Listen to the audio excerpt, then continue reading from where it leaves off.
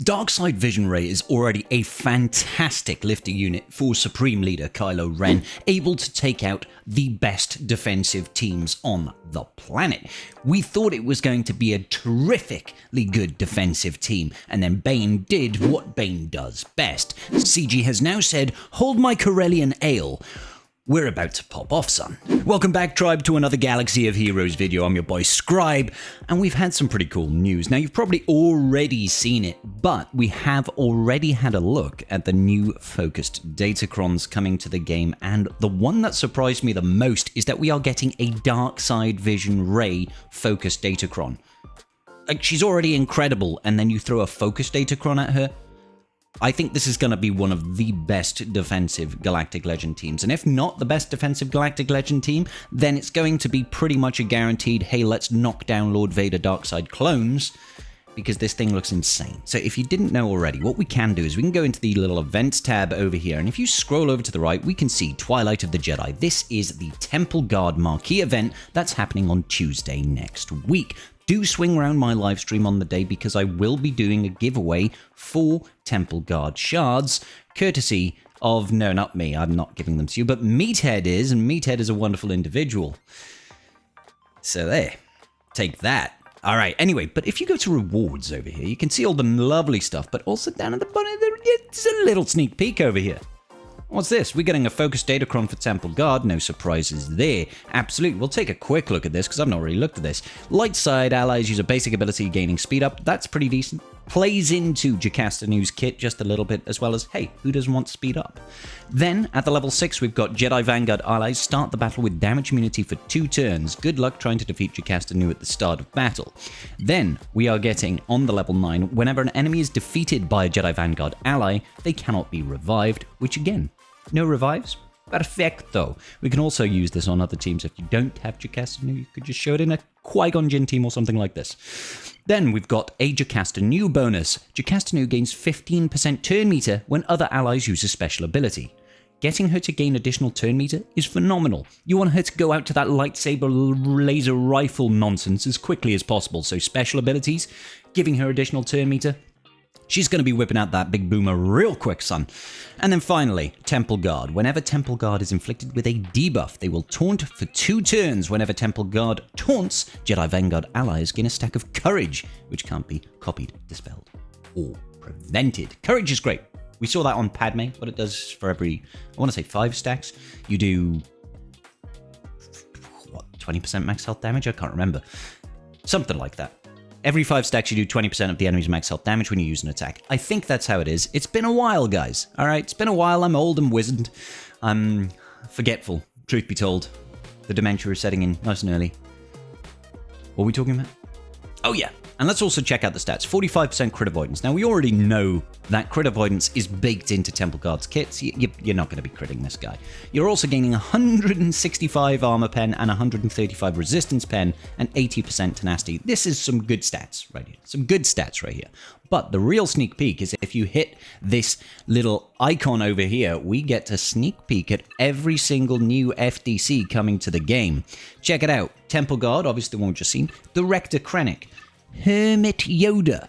I never thought we'd see a Hermit Yoda FTC. Rey, Darkside Vision, and Chief Nebbit. I was confused too. Let's take a look at Rey, Darkside Vision and why I think this is going to be absolutely insane. So the level 3 is for Sith Trooper, you know, just a lobster boy over here. Whenever he critically hits an enemy, which he basically does all the time because we know First Order, they almost always have advantage, almost perpetual advantage, right? He's going to gain 10% crit damage, defense, penetration, and offense, stacking to a maximum of 200% until the end of battle. Now, usually, 5v5s, he'll come in, he'll do an AoE, booyah! And that is going to be 5 instances of critical hits, which means he's just going to gain 50% offense, 50% crit dam, 50% defense penetration. That's a lot, okay? But that's just a little flavor, that's just a little bit of salt, you know? It brings out the flavor of the datacron.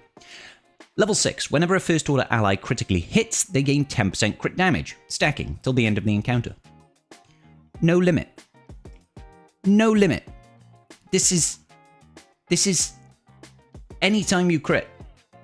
Stacking crit damage on Slacker, on top of everything, On top of Sith Trooper already gaining crit damage and armor penetration. And offense. More? Oh dear. Level 9. The first time each dark side ally is defeated, remaining dark side allies gain 15% offense and 20 speed for the rest of the encounter. So more damage. You start defeating units, more damage, more speed. You better hope that unit you kill is Darkside Vision Rey, but wait, that's going to be very difficult and we'll see the reason why in a second. So level 12, the first time each Sith ally is reduced below 50% health, they inflict doubt on all enemies for 1 turn. Doubt, no bonus turn meter, no buffs. Doubt is a fantastic debuff. It's phenomenal. And then finally, the level 15 for Rey Darkside Vision, whenever an enemy takes a turn. Rey takes a bonus turn. During this bonus turn, Rey will deal 100% more damage. This bonus turn can't trigger this effect on enemies. Now, we'll talk about that last sentence there at the end, but every time you take a turn, Rey's going to go, and now it's my turn. And she's going to double the damage she deals. What? Like, she's going to cycle through cooldowns really quickly. She's going to have that AoE incredibly quickly. She's going to deal a lot of damage. So this is the interesting part here. Don't be afraid of who you are. I'm never afraid. But if Rey defeats an enemy, excluding summoned units, all allies defeated by that enemy are revived with 100% health. Whenever an enemy without 100% turn meter gains bonus turn meter, who cares about the rest, right? Rey is taking bonus turns after every single turn that you are going to take. She's going to deal double damage. She's got AoEs that do big true damage. She's got calls to assist. She's got her basic will double tap. If she's doing double damage and cycling through turns, this has got a cooldown of 4. That's going to fly by now. It's going to absolutely fly by, ramping up the Siphon Mastery, loads of AoEs, critical hits, survivability, revives. She kills someone, booyah, they come right back, revive, and now you're in trouble. Okay, because you've just upset the balance that's there, right? Okay, because you can't revive your units because of Rey and into Grand Arena if you've got those Omicrons rocking, and now you've gained a unit back. This is going to be the team to beat, I feel, without a doubt. Now, it remains to be seen if this is going to be an offensive or defensive team. Personally, I think this one actually has a high level of viability to be a really, really strong defensive team. You just need to figure out if your opponent has got Lord Vader with the dark side clones. Do you need that team to reliably one-tap the Lord Vader dark side clones? I'm almost thinking this is 100% worth just keeping it on defense and letting your opponent sweat about it, because honestly, I'm not sure what we do against this. It's going to be insane. Should we take a look at some of the other Datacrons here? I do find the Krennic one to be actually quite interesting. I love how they're trying to elevate a trash tier unit. The problem I have with this one is it kind of strips away from some other teams. You know, Death Trooper, he is very good as an Imperial Trooper in general. Shore Trooper, not so great, right? But Krennic does have an Omicron that pairs with Death Trooper, so I'm not surprised that they paired those two together, and with Andor Season 2, I get it why they sort of reintroduced him right now. It's thematic, right? It's like poetry, it rhymes. So, what are we looking at here? In particular, I want to draw attention to this. The level 6, whenever an Empire ally deals damage to an enemy and no other enemy is ability blocked, inflict ability block on one target enemy, which can't be evaded or resisted. On the surface level, that sounds kind of dull, right? It's like, oh, alright, cool. You're spreading random ability blocks. But wait, there's more. So, under the level 15 of Director Krennic, if Krennic is in the leader slot, all allies are immune to daze, and whenever an enemy is inflicted with ability block, all allies recover 20% protection. All tanks taunt for 2 turns and he gains a stack of insight until the end of the encounter, maximum of 10. If an allied Imperial probe droid is present, Krennic gains an additional stack of insight. Okay, insight, that's, you know, DTMG, Moff Gideon, that sort of character, right? If Krennic has 10 stacks of insight, which is going to be pretty quick, I will say, you know, pretty quick, because with that level 6, we're going to be doing a lot of ability blocks. Whenever we damage an enemy, gain insight, you do an AoE. I'm assuming that's going to be 5 instances of insight. If you happen to also have IPD, that's immediate 10 stacks of insight, right? So you could go Death Trooper, who has an AoE, Shore Trooper, who's on this kit over here, Krennic, IPD, and, I don't know, Range Trooper or something. Anything to do or even Snow Trooper. An AoE, right? 2 AoEs, 10 stacks of insight. If you've got Pro Droid, 1 AoE, 10 stacks of insight. If Krennic has 10 stacks of insight, whenever an enemy is inflicted with ability block, they are inflicted with ability block until the end of the encounter, which cannot be copied, dispelled, prevented, or resisted. It is a permanent ability block for the whole game. What? Like what? That's wild. Now granted, it can only be done to one unit. But if you do it to say like, I don't know, a Galactic Legend at the start of battle, permanent ability block, all game, all you can do is basic. Now I think they can still ult, which some GLs that's going to be better than others, but that's still really, really cool. And if you're not impressed by that in the slightest, you can just take this one to level 12, because this level 12 is the support level 12 that we had a couple of months back. This level 12 was insane back then. Whenever a support ally starts their turn, dispel tenacity up from all enemies and reduce their tenacity by 100% for the turn. That's great in itself, right? Get rid of tenacity up, make them basically almost guaranteed to get debuffed.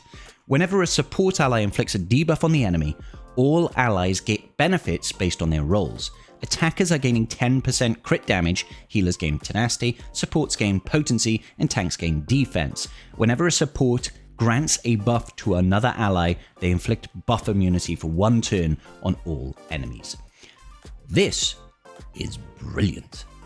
There are so many strong support characters, and when you apply when you apply a debuff, or grant a buff to your allies, you are going to put buff immunity onto the entire enemy team, which is huge.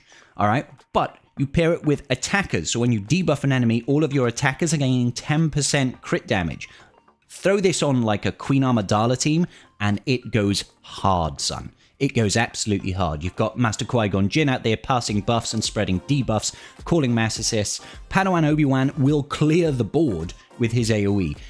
If you don't even care about Krennic, just grab this for that team. You can get 60% offense, additional crit chance, and a boatload of potency. This is such a good FDC. I love this one. It's got nuance, and it's trying to elevate what I consider to be trashy teams. I'm not sure if I'm going to run it with Krennic. I'll be honest. We'll have to see how that goes. I love the idea of a permanent ability block on the enemy. You know, particularly target a Galactic Legend. Permanent ability block. That sounds fabulous. Alternatively, you're going up against, say, I don't know, GL Ahsoka Tano, and you put it on Ezra Bridger Exile. It's like, you can't do anything. Great. Let's check out Hermit Yoda. This one seems a little bit confusing to me, right? Because they've given Hermit Yoda a focus datachron that is clearly designed to be worked with JML, and then they gave no potency in the stats. This is the one that really bothers me. The thing that I find interesting about this one is that Hermit Yoda's level 15 is basically like light speeding up the pace at which JML hits ult. Whenever Hermit Yoda uses a basic ability, reduce his cooldowns by 1 and gain 7% max health, stacking to a maximum of 210% for the rest of the encounter. Whenever Hermit Yoda gains a stack of Jedi Lessons, all Jedi allies gain a stack of Jedi Lessons. Now, as you know, Jedi Lessons does give you a little bit of additional boost to your stats, but more importantly, it's how we charge JML's ult. You use it on him, he reduces his cooldowns, everybody gains a stack. After you use this 3 times, call Hermit Yoda to assist 3 times, Jedi Master Luke is going to ult, like, pretty much immediately. He gains 8% ultimate charge every time somebody gains Jedi Lessons. Very, very quick ult. Now, obviously, JML going into ult straight away is okay, but picture it like this. You've got a team of Jedi Master Luke, Jedi Knight Luke, Hermit Yoda, Jedi Knight Cal Kestis, maybe Jedi Knight Revan, something like that, right? So you start the battle, you do F-Lux, because that's the best way to start the battle, right? AoE ability block, strip turn meter from the enemy, gain turn meter yourself. Then you've probably got someone like, I don't know, either Cal Kestis or Jedi Knight Revan going next, and you use the inherited teachings on Hermit Yoda, right? Hermit Yoda goes, passes turn meter to the entire enemy, to all the allies. You gain a bunch of Jedi Lessons or inherited teachings, whatever it's called. Jedi Knight Luke then goes, you do a max repulse, stun the entire enemy team, and then you just use another 2 inherited teachings, boom, straight back into ultimate, reset all your cooldowns. Jedi Knight Luke can then AoE stun the entire enemy team again. Like, it's kind of cool. It's kind of cool. Also, Jedi Knight Luke, he gains a bonus turn every time he uses a special ability. Inherited Teachings, the leadership of Jedi Master Luke's ability. That leadership ability that passes Inherited Teachings, it's got a cooldown of 2, guys. 2. So Jedi Knight Luke over here is going to take his turn, uses Inherited Teachings, passing up that ult, calling in Hermit Yoda to assist, who's going to decrease his cooldowns, right? And increase his max health, which we don't really care about, is going to grant Luke a bonus turn. So then he'll use like Stalwart Advance, for example. This has got a cooldown of 3. Alright? 3. Use this, call in an ally, maybe Hermit Yoda. Decrease cooldowns. Master's Training comes off cooldown immediately. Alright? More max health. More good stuff, right? It's a special ability. He takes a bonus turn. Inherited Teachings is now off cooldown. You use it again.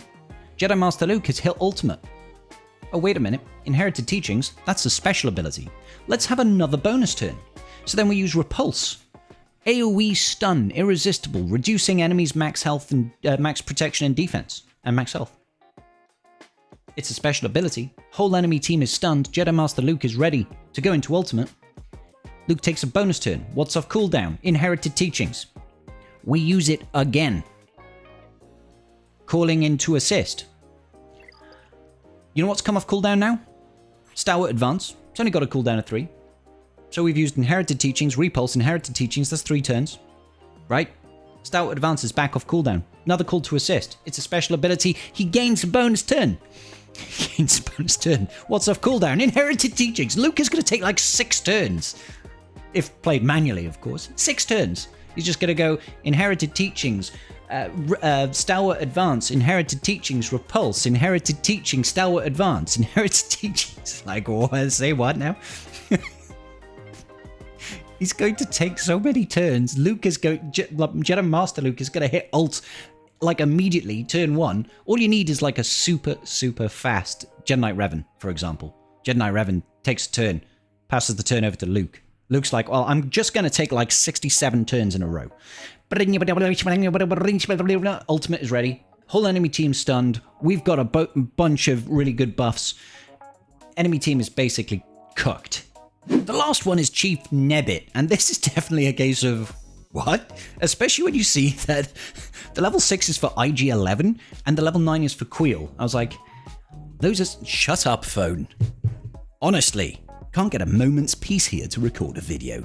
Let me just tell my my phone to shut the front door.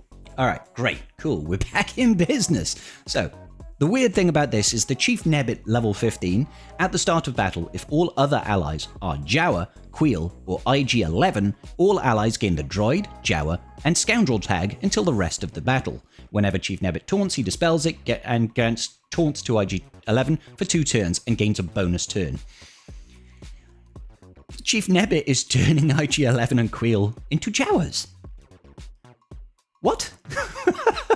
He's turning them into Jawas. That's such a cool idea. Because Queel and IG-11 right now in the current meta don't really have so much of a place, right? You know, you think of like Bam. Does Bam go with Queel and IG-11? Nope. Nope. He's currently rocking either with Bo-Katan, Mandalore, or even with the Sana team with the Sana Datacron right now. So they have no home. They have no purpose right now. Turn them into Jawas, thermal detonators for everybody. That's not all. Check out this level 12.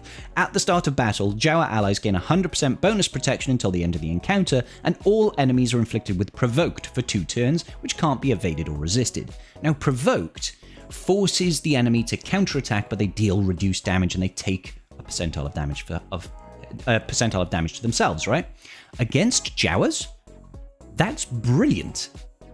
Because when you attack a Jawa, if Scavenger is on the team, you're going to be spreading thermal detonators to the enemy team. So every hit, they counterattack thermal detonators. Hit, thermal detonators, right?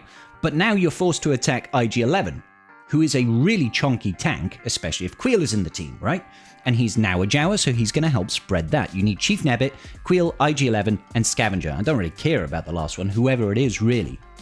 Whenever an enemy takes damage from a thermal detonator expiring, Jawa allies recover 5% health and protection, gain 5% turn meter, and there is an 80% chance that the enemy is inflicted with a thermal detonator for 1 turn.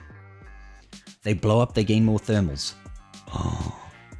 This is going to be a really fun team.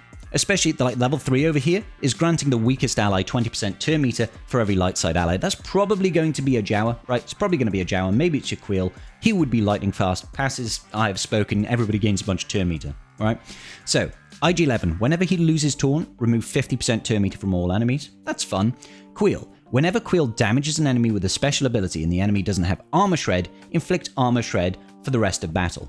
Alright, and whenever he uses basic ability, damage an enemy with armor shred, they gain expose for 2 turns, which can't be resisted, and Queel gains protection up. The reason that armor shred in particular is important is thermal detonator damage can be reduced by defense.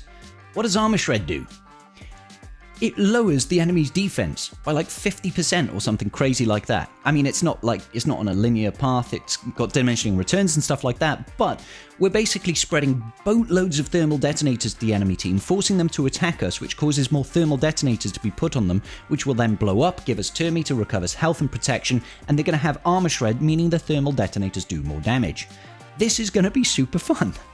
This is stupid FTC. But I love it when they do silly stuff like this. Now, is it going to be beating GLs? I highly doubt it.